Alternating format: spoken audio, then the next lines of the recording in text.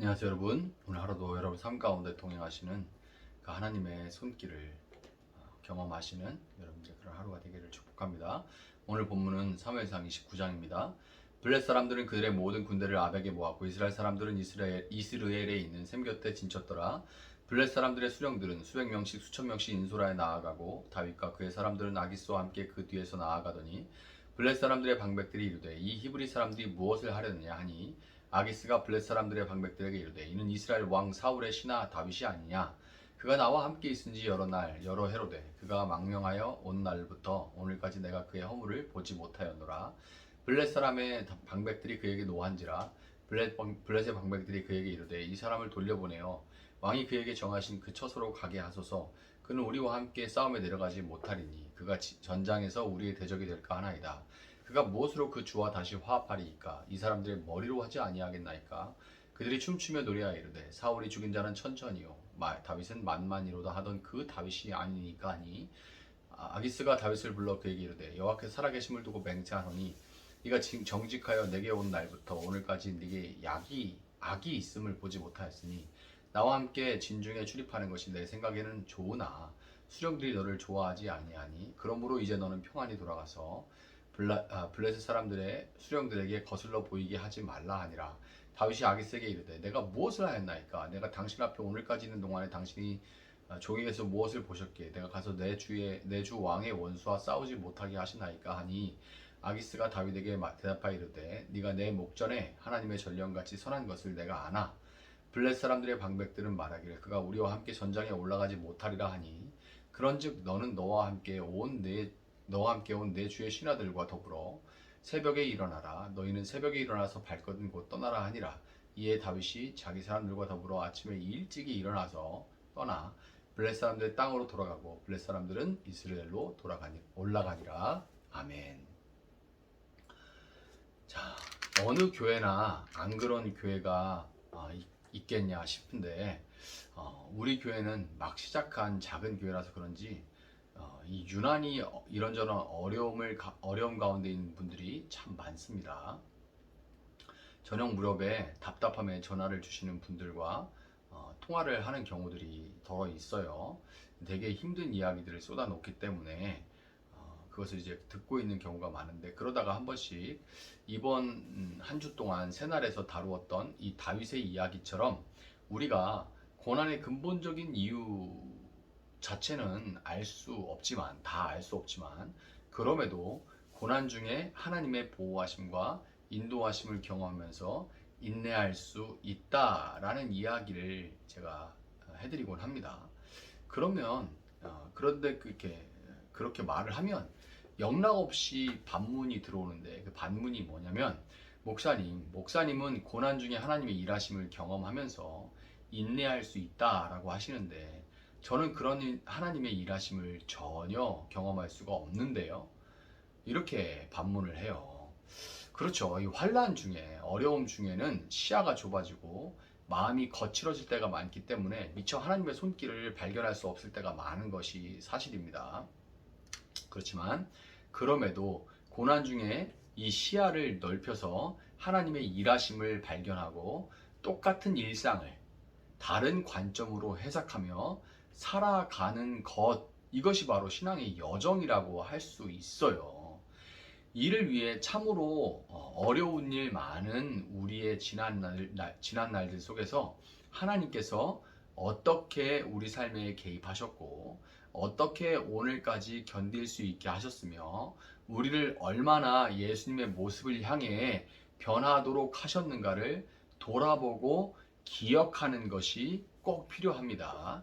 왜냐하면 이런 기억들이 모여서 우리와 하나님 사이에 다른 누군가와 비교할 수 없는 그 우리와 하나님 사이만의 이야기가 되기 때문이에요. 그리고 이 이야기라는 것이 한번 스토리가 만들어지면 마치 어릴 적에 할머니나 어머니에게 들었던 옛날 이야기가 어른이 되어도 잊혀지지 않듯이 이 이야기가 때를 따라 기억이 나면서 하나님과 우리 사이의 얘기가 때를 따라 기억이 나면서 우리와 또한 다른 누군가의 삶을 지탱해주는 힘이 되기 때문에 우리는 이 우리를 향한 하나님의 그 개입하심과 또 그런 것들을 기억해야 될 필요가 있는 거예요. 자, 이것은 오늘 본문에서 다윗의 삶에 개입하시는 하나님의 일하심을 통해 만들어진 하나님과 다윗 사이의 오래된 이야기가 오늘을 살아가고 있는 우리에게도 고난을 견디게 해주는 힘이 되는 것과 동일한 겁니다. 현실에 지친 다윗이 자신을 따르는 무리들을 데리고 블레셋으로 망명을 한 후에 아기스 왕의 신뢰도 얻을 겸 하나님의 원수인 아말렉을 약탈함으로써 나는 내 마음대로, 그냥 내 마음대로 도망친 게 아니라 하나님의 뜻을 따르고 있는 거라는 정신 승리도 할 겸 해서 인간적인 잔꾀를 부렸던 것은 전혀, 이 다윗이 이런 잔꾀를 부렸던 것은 전혀 예상치 못한 결과를 낳고 말았어요. 바로 블레셋이 이스라엘을 대적해서 전쟁을 시작하는데 다윗의 명성과 그동안 왕에게 보인 충성심을 높이 산 아기스 왕이 그를 왕의 호위 대장으로 전쟁에 참전시킨 겁니다. 수백 수천 명씩 군사들을 이끌고 나가는 블레셋의 수령들이 앞장서서 가고 왕과 함께 그들의 뒤에서 전쟁터로 향하고 있는 다윗의 심정은 정말 타들어갔을 거예요. 정말 타들어갔을 겁니다. 이대로 전쟁이 시작되고 만약 정말로 다윗이 그 손에 피를 단 한 방울이라도 동포의 피를 묻히게 되는 날엔 이스라엘의 왕이 되는 것은 정말 나중 일이고, 우선 다윗은 사울이 죽는다 해도, 사울이 죽은 후에라도 앞으로 다시는 유대인으로서는 그리운 고향 땅을 밟지 못하게 되는 거예요. 한 명이라도 그 피를 다윗의 손에 묻히게 된다면. 그런데 이런 상황에서 엉뚱한 방법으로 사면초가에 몰린 다윗에게 살아날 길이 열리게 됩니다. 갑자기 잘 앞장서 나가던 블레셋의 수령들이 행군을 멈추더니만 하나둘 아기스 왕 앞으로 몰려온 거예요.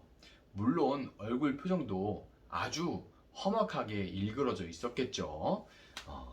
제가 표정을 봤냐? 못 봤습니다. 그런데 이 문맥에 배어있는 그 상황의 심각한 분위기를 통해 얼마든지 알 수가 있는 거예요. 그 표정까지 읽어낼 수 있는 거죠. 심각한 표정으로 다가오는 수령들을 본 왕은 이 사태의 심각성과 함께 그들이 도대체 뭐 때문에 이러는지를 눈치챘어요. 왕도 이제 아주 아무나 왕하는 거 아니죠, 당시에. 그래서 이제 신하들 눈치가 뻔하니까 본문 31절을 보면 이 히브리 사람이 무엇을 하려느냐 하고 이 방백들이 돌아와가지고 수령들이 돌아와서 따져 물어요.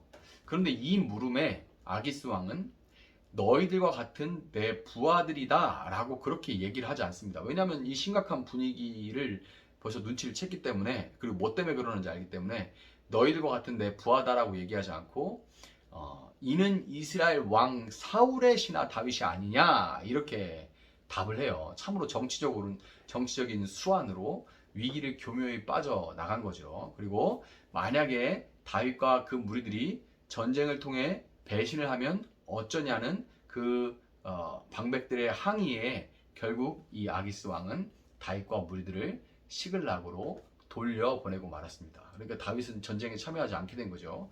근데 여러분, 다윗의 배반 가능성을 따져 묻는 블레셋 방백들의 말 가운데 한 문장에 여러분의 눈이 가지 않습니까? 눈에 확 띄는 게 있어요. 한 문장이 바로 사울이 죽인 자는 천천히요 다윗은 만만이로다 하는 그 말입니다. 이거를 지금 블레셋 방백들이 말하고 있어요. 여러분, 이 말이 어떤 말이에요? 바로 다윗이 오늘 이런 처지가 되도록 만든 바로 그 말입니다. 여인들의 입에서 나온 사울은 천천히지만 다윗은 만만이다 하는 그 노랫가사 한 구절 때문에 지금 다윗이 오늘날 이 모양이 된 시발점이 된 거잖아요. 그런데 하나님은 다른 말도 아닌 바로 이 말로 도무지 살아날 가망성이 없는 다윗을 절체절명의 위기에서 건져내신 겁니다. 비록 다윗은 그가 미래에 이스라엘 왕이 될 거라는 어떤 기대조차 할 수 없이 이유도 모르는 가난한 고난 가운데 있었지만, 하나님의 손길은 그를 떠나지 않고 그로 하여금 그 고난의 때를 견뎌 나갈 수 있도록 하셨던 겁니다. 야, 다윗아, 내가 진짜 너 전쟁에 데리러 나가려고 했는데 다른 애들이 너무 반대해서 내가 왕이긴 하지만 이 전쟁을 앞두고 사기 문제도 그렇고 어쩔 수가 참 없다.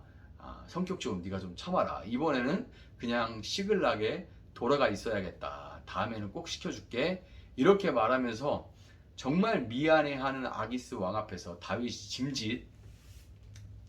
짐짓, 와, 왕이시여, 내가 그동안 왕 앞에 한 일이 그만한 신뢰도 쌓지 못할 정도였습니까? 진짜 섭섭합니다. 막 이렇게 흥분을 하면서 그렇게 말을 해요.